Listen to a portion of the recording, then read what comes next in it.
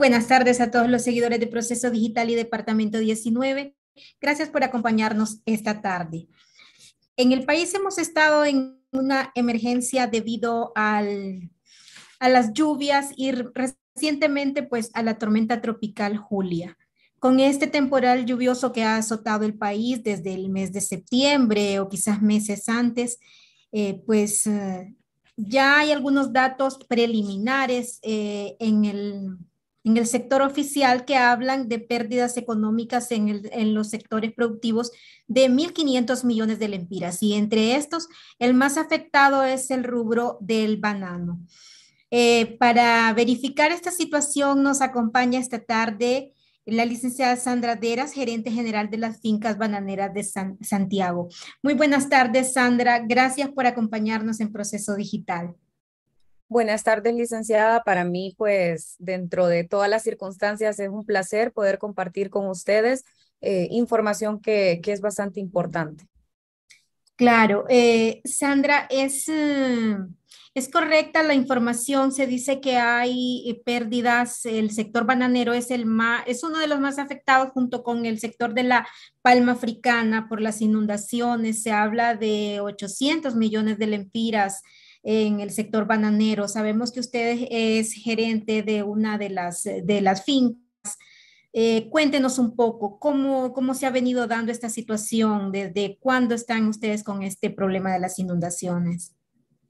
Así es como usted lo mencionaba, de esos 1.500 millones de lempiras en pérdidas que ya hay de todo el sector agroalimentario, como lo manifestaba hoy la ministra.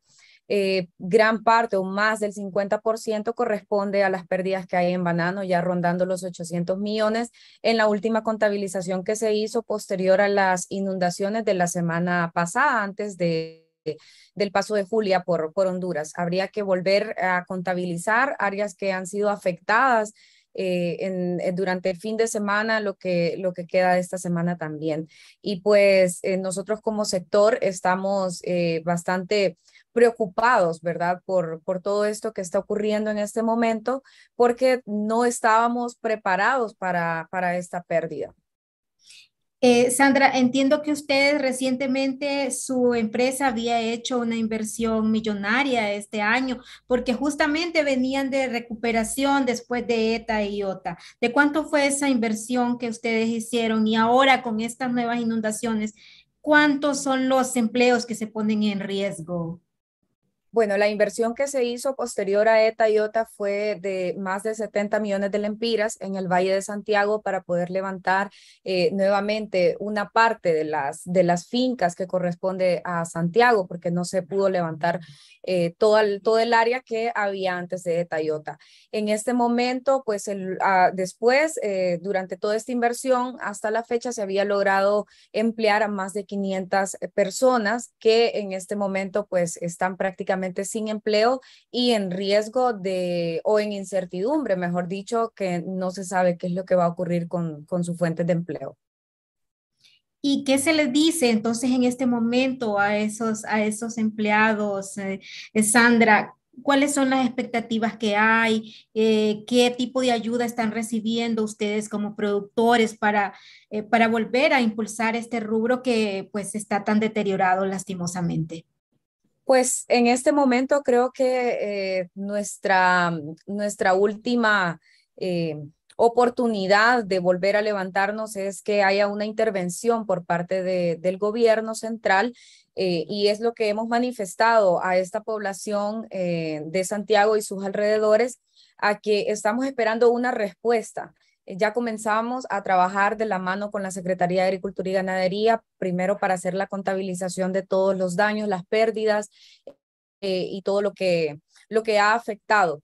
Sin embargo, hemos trabajado en un plan de recomendaciones estratégicas de como sector, porque pues no solo Santiago se ha visto afectado, sino todo el sector bananero.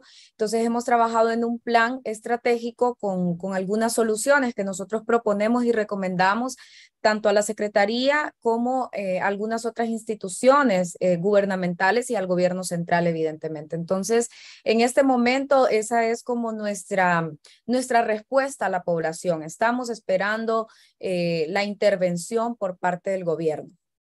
¿Y cuáles son así de a grosso modo, Sandra, esas recomendaciones que ustedes como sector están haciendo a las autoridades centrales? Bueno, en primera instancia, es evidente que el tema de los bordos es urgente en este momento poder revisarlos. Hay muchas partes dañadas por las que fuimos precisamente afectados. Entonces, la revisión del tema de los bordos, que ya tuvimos una respuesta, ya se está trabajando en ellos. Bueno, por la cuestión climatológica en estos días se tuvo que parar el trabajo, pero ya se está trabajando en ellos. En esa parte ya recibimos respuesta, esperamos que se continúe trabajando, que no se vaya a quedar el trabajo a medio andar. También solicitamos apoyo con la reactivación del tema del bono del fertilizante, que lo teníamos el año 2021, pero para este 2022 se nos fue cancelado o anulado y dejamos de recibirlo sin ningún motivo, por decirlo así. Entonces, además de eso, también estamos solicitando el financiamiento para poder levantar nuevamente las fincas, el acceso a financiamiento con tasas de interés que sean accesibles, ya que las tasas de interés que en este momento muestra la banca privada no son accesibles para este sector. Y pues también lograr ampliar un poco más el plazo en el tema de las readecuaciones. Sabemos que ya hay un comunicado por parte de la CNBS para poder hacer readecuaciones hasta el 31 de diciembre. Sin embargo, consideramos que ese es un plazo bastante corto porque una readecuación normalmente es un trámite que es un poco engorroso, entonces lleva más de 3 meses. Entonces, estamos solicitando esas recomendaciones y solicitudes que nosotros hicimos a través de la Secretaría de Agricultura y Ganadería. ¿A qué atribuyen ustedes, Sandra, por lo que han visto, por lo que han pasado, que sea recurrente esta situación de los bordos? ¿A qué se atribuye eso? ¿Será mala calidad, mala planificación? ¿Qué hay detrás de esto? Bueno, pues creo que ha habido una poca gestión, más que todo por parte de las autoridades locales a las que corresponden las municipalidades, que intervienen en todos los sitios donde están ubicadas las bananeras. Entonces, ha habido muy poca gestión. Nosotros a veces como bananeros o como personas naturales no podemos acercarnos a ciertas instituciones porque no tenemos los contactos. Sin embargo, sabemos que a través de las alcaldías se puede lograr. Entonces, sí hemos visto que hay poca gestión ya ahora que ha ocurrido todo lo que afectó las inundaciones y todo, pues se ha visto un poco más de atención al sector por todo el eco que hemos estado haciendo. Pero antes de esto, pues lógicamente sabemos que los eventos naturales no se pueden evitar, no podemos evitar que ocurra pues todo lo que acaba de ocurrir naturalmente. Sin embargo, sí podemos gestionar la manera en cómo nos enfrentamos a ellos. Entonces, creo yo que gestionar el tema de las represas, también estamos trabajando de la mano con la Cámara de Comercio para poder pues agilizar este tema de la construcción de las represas, que vendría a ayudar muchísimo al Valle de Sula. Sí, ¿cuáles eran las proyecciones que tenía el sector bananero antes de este temporal lluvioso y ahora de Julia, pese a que sabemos que hay algunas fincas que también han cerrado, Sandra? Sí, el tema del cierre de las fincas ha sido por cuestiones financieras. Pues el poco o casi nada de acceso a los financiamientos, tanto en la banca privada como en la banca pública, ¿verdad? No ha habido una buena gestión para el acceso a financiamientos, entonces parte del cierre de las fincas ha sido por eso. Otras ha sido por temas de mercado. Tenemos problemas de lo que se dio en pandemia. El mercado internacional de banano cayó el precio internacional. También tenemos el problema del dumping que hay por parte de Guatemala, donde Guatemala ingresa producto a Honduras, entonces los productores bananeros ya no pueden comercializar su producto aquí en el país. Porque tenemos este país vecino que inunda el mercado. Entonces, eso hace que los precios aquí se caigan y que no sea rentable pues vender el producto. Entonces han habido pues muchos eventos que han venido a afectar el tema de la situación de los bananeros y por último pues claramente ETA y OTA fueron como esa gota que derramó el vaso para muchas fincas bananeras que no han logrado levantarse posterior a estos eventos. Sí, ¿tenían alguna proyección ustedes en cuanto a exportaciones para este año y en cuánto se verían mermadas aproximadamente las mismas luego de todos estos acontecimientos? Bueno, en todo este proceso que ha ocurrido con la pérdida de algunas partes de las fincas, se estima que más de 1.000 contenedores van a dejar de exportarse tanto a Europa como a Estados Unidos, principalmente Europa, que es el mercado que estaba conquistando ahorita en este momento el sector bananero de productores independientes. Entonces sí se ve afectado en esa parte dentro de esos 800 millones de lempiras que se han difundido como pérdida y se han manifestado como pérdida del sector bananero, pues incluye lógicamente la inversión que se ha hecho después de Tayota para levantar las fincas y también incluye todo ese lucro cesante que es lo que se va a dejar de percibir o esa venta, esa producción, esa cosecha que había ya lista, por decirlo así, o se iba a tener en los próximos meses. Sí, Sandra, más allá de toda esta problemática que viven los productores, principalmente del rubro que usted representa, hay buena expectativa todavía en cuanto al producto. Todavía el banano hondureño es apetecido en el mercado internacional.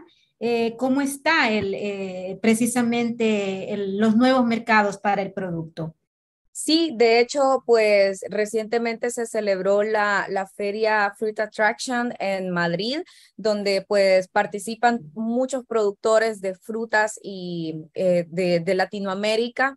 Entonces, Honduras ha sido como solicitado en esa feria porque sigue siendo apetecido el banano hondureño. Sabemos que el banano hondureño tiene características particulares como su sabor, por ejemplo, es uno de los bananos más dulces que hay, uno de los sabores más agradables. Entonces, por el tipo de suelos con el que nosotros contamos, precisamente en el Valle de Sula, que son suelos muy ricos en algunos nutrientes que permiten que tenga esta característica. Entonces, sí, se nos ha solicitado que el banano hondureño vuelva al mercado internacional. Y como yo se lo comentaba hace un momento, estábamos tratando de conquistar ese mercado europeo en el que el banano hondureño es muy apetecido. Sin embargo, con estas pérdidas que tenemos en este momento y las proyecciones a corto plazo que hay, pues se nos hace imposible. Sin embargo, tenemos altas expectativas de las intervenciones que puedan haber por parte de las autoridades correspondientes,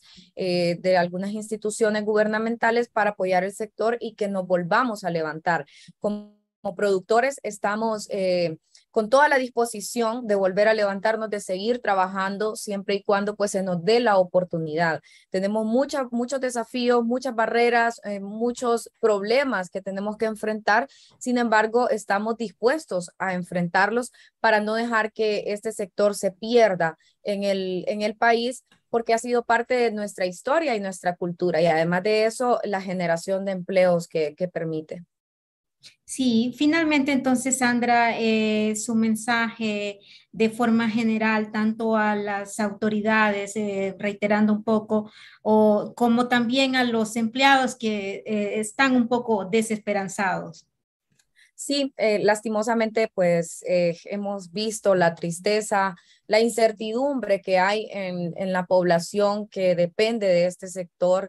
Hay personas que toda la vida han trabajado en las bananeras, incluso hay generaciones tras generaciones que han trabajado en este sector y que en este momento es muy triste que pensar en que podría llegar a desaparecer. Sin embargo, como se lo decía, estamos con altas expectativas, todavía muy motivados a continuar en este sector a pesar de todos los desafíos.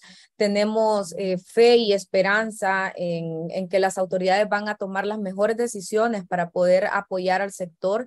Sabemos que en el país hay infinidad de problemas y desafíos, sin embargo, creo yo que uno de los sectores que más prioridad requiere es el sector banano. Muchísimas gracias, Sandra, por habernos acompañado esta tarde, haber aceptado la invitación de Proceso Digital y bueno, a los trabajadores y a los productores. Hay que ser resilientes porque el país realmente lo necesita y entonces esperamos que todas estas expectativas que ustedes tienen se logren entonces concretar.